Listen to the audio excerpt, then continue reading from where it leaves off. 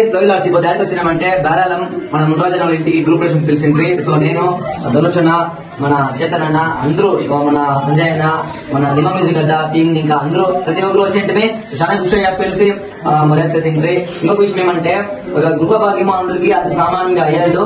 So మన అన్నోళ్ళకి మనకు కూడా ఉండే అన్నోళ్ళకి ఈ తర ఒక గృహ భాగ్యం అయిందంటే మాకు చాలా ఖుషి. మేము ఆ ఇంటికి వచ్చినాము. సపోజ్ మాకి రేపు నాడు ఇదే కావాలి వస్తుంది అన్నా, మాకు ఇల్లు లేదన్నా, ఇప్పుడు ఉండేదానికి మాకు జాగా కావాలంటే రాపా మాకు మన దగ్గర ఉంది అనేదానికి ఇప్పుడు మన అన్న దగ్గర ఇల్లు ఉంది, మాకేం దిగులే.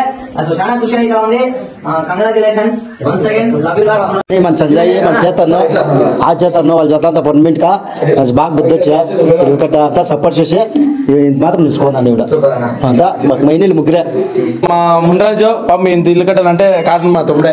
ఏమే సంజయ్ ప్రతి ఒక్కటి ఎలా అంటే చాలా కష్టపడినాడు. ఇంత గూడు నిలుపుకునే దానికి, ఇట్లా ఊర్లో గూడు నిలుపుకునే దానికి చాలా కష్టపడినాడు.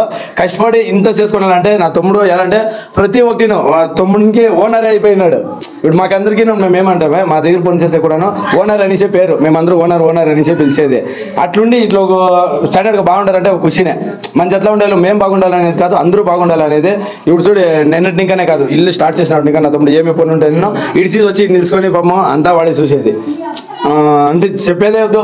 అంటే ఇప్పుడు అంతే ఇంతంతా నేను ఫంక్షన్ మేము పోయింటిమే రావాల్సి ఉండే, కానీ అన్నా లేదన్నా ఆడ ఎవరు ఉంటారో నేను ఆడే ఉండాలా అనేసి ఫంక్షన్ రాకుండా ఈడుండి అంత చూసింది తమ్ముడే సంజయ్. మనం